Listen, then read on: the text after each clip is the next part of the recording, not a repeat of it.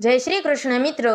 તો આજે આપણે ભગવાન શિવને અભિષેક કેમ કરવામાં આવે છે અને અભિષેક કરવાથી મનુષ્યને શું ફાયદો થાય છે તે જાણીશું. ભગવાન શિવ હિન્દુ ધર્મમાં ત્રિદેવ તરીકે ગણાય છે. તેઓ સંહારના દેવ હોવા છતાં ભક્તોને ખૂબ જ સહેલાઈથી પ્રસન્ન થનાર ભોળેનાથ કહેવાય છે.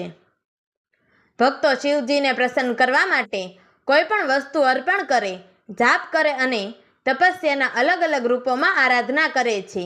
તેમાં સર્વશ્રેષ્ઠ પદ્ધતિ છે અભિષેક, એટલે કે શિવલિંગ પર પવિત્ર દ્રવ્યોનું અભિસિંચન કરવું.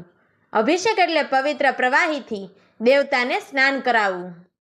ભગવાન શિવને શિવલિંગ સ્વરૂપમાં અવતરિત માનવામાં આવે છે અને શિવલિંગ પર વિવિધ પવિત્ર દ્રવ્યો ચડાવી તેમને અર્પિત કરવા એ અભિષેકની પરંપરા છે. ભગવાન શિવ તપસ્યામાં લીન રહે છે. તેઓના શરીર પર ભસ્મ છે અને તેઓનો તાપ અત્યંત શક્તિશાળી છે. અભિષેક દ્વારા તેઓને શીતળતા મળે છે. જ્યારે ભક્ત પૂર્ણ શ્રદ્ધા અને ભક્તિથી શિવલિંગ પર અભિષેક કરે છે ત્યારે તેમની અંદરની વૃત્તિઓ પણ શાંત થવા લાગે છે. અભિષેક કરવાથી મન એકાગ્ર થાય છે અને ભક્તિભાવ ઊંડો બને છે. શાસ્ત્રોમાં કહેવામાં આવ્યું છે કે જો ભક્ત ઓમ નમઃ શિવાય મંત્રના જાપ સાથે દૂધ, પાણી, ઘી, મધ વગેરે વડે અભિષેક કરે તો શિવજીનો આશીર્વાદ પ્રાપ્ત થાય છે.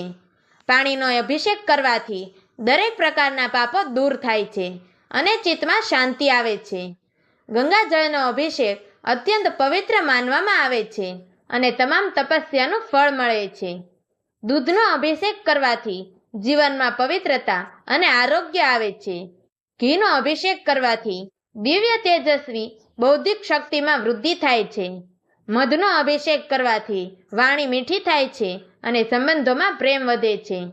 ભાંગ અને ધતુરો શિવજીના ખૂબ પ્રિય પદાર્થો છે જેનાથી ભક્તિનો સ્વીકાર થાય છે. બીલીપત્ર શિવજીના ત્રિવેણી રૂપને સમર્પિત છે.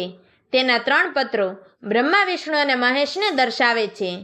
દરરોજ ભગવાન શિવનો અભિષેક કરવો એ માત્ર ધાર્મિક કર્તવ્ય જ નહીં, પરંતુ એક આધ્યાત્મિક સાધના છે જે જીવનમાં અનેક પોઝિટિવ પરિવર્તનો લાવે છે. દરરોજ શિવ અભિષેક કરવાના આશ્ચર્યજનક લાભો કયા છે તે જાણીશું. પહેલો ફાયદો છે ચિત્ત શાંતિ અને માનસિક શાંતિ. દરરોજ અભિષેક કરવાથી મન એકાગ્ર બને છે. ઓમ નમઃ શિવાય મંત્ર સાથે અભિષેક કરવાથી ચિત્તમાં શાંતિ અને સકારાત્મક ઉર્જાનો પ્રવાહ થાય છે. ડિપ્રેશન, તાણ અને ભયનો નાશ થાય છે. બીજો ફાયદો છે કર્મદોષનો નાશ. શિવજીના ઉપાસક પર પિતૃદોષ અને જીવનમાં થયેલ અશુભ કર્મોની અસર ઘટે છે. નિયમિત અભિષેક કરવાથી પાપો ક્ષય પામે છે. ત્રીજો ફાયદો છે આરોગ્યમાં સુધારો થાય. શિવલિંગ પર અભિષેક કરતી વખતે જેમ કે ગંગાજળ, દૂધ, ધતુરો વગેરે ચડાવવાથી શરીર સ્વસ્થ અને તંદુરસ્ત રહે છે. આયુર્વેદ અનુસાર ધૂપ, ઘી, ભસ્મ વગેરેનું સ્પર્શ પણ ઉપચાર તત્વ ગણાય છે. ચોથો ફાયદો છે ધન લાભ અને કાર્યમાં સિદ્ધિ મળે છે. શિવજીને નિત્ય ભાવે અભિષેક કરવાથી વ્યક્તિના જીવનમાં ધન, વ્યવસાય, નોકરી અને વ્યાપારમાં વિકાસ થાય છે. કોઈ રોકાયેલા કામ સરળતાથી થવા લાગે છે. પાંચમો ફાયદો છે અહંકાર અને ક્રોધનો નાશ થાય છે. શિવલિંગ પર શીતળ પદાર્થોથી અભિષેક કરવો એ શિવ તત્વના સમર્પણનું પ્રતીક છે. દરરોજ અભિષેક કરવાની આ સાધના આપણા ક્રોધ, ઘમંડ અને ઈર્ષા જેવી અંદરની નકારાત્મકતાઓને ધીમે ધીમે નાશ કરતી જાય છે. છઠ્ઠો ફાયદો છે ઘરમાં શાંતિ અને પવિત્રતા વસે છે. જ્યાં રોજ શિવ પૂજા અને અભિષેક થાય છે ત્યાં વાસ્તુ દોષ, નકારાત્મક ઉર્જા દૂર થાય છે અને પવિત્રતા રહે છે. ઘરમાં શાંતિપૂર્ણ વાતાવરણ રહે છે. સાતમો ફાયદો છે ભક્તિ અને આધ્યાત્મિક પ્રગતિ થાય છે. દરરોજ શિવજીના અભિષેક સાથે નામ સ્મરણ કરવાથી ભક્તિ ગતિ ઊંડી થાય છે. શિવભાવ જન્મે છે. આધ્યાત્મિક પથ પર આગળ વધવાનો માર્ગ સરળ થાય છે. આઠમો ફાયદો છે કુટુંબમાં સુખ અને સંકલ્પ સિદ્ધિ મળે છે. જેમ જેમ શિવજી પ્રસન્ન થાય છે તેમ તેમ ઘરમાં સુખ, સમૃદ્ધિ, સંતાન સુખ, દાંપત્ય સુખ અને સંકલ્પોની પૂર્ણતા થવા લાગે છે. નવમો ફાયદો છે અવિચલ શ્રદ્ધા અને વિશ્વાસનું બળ મળે છે. અભિષેક કરવાથી ભક્ત અને ભગવાન વચ્ચેનો સંબંધ વધુ ઘનિષ્ઠ બને છે. ભક્તની જીવનની દરેક પરિસ્થિતિમાં આધ્યાત્મિક શક્તિથી ઉદ્ધાર થાય છે.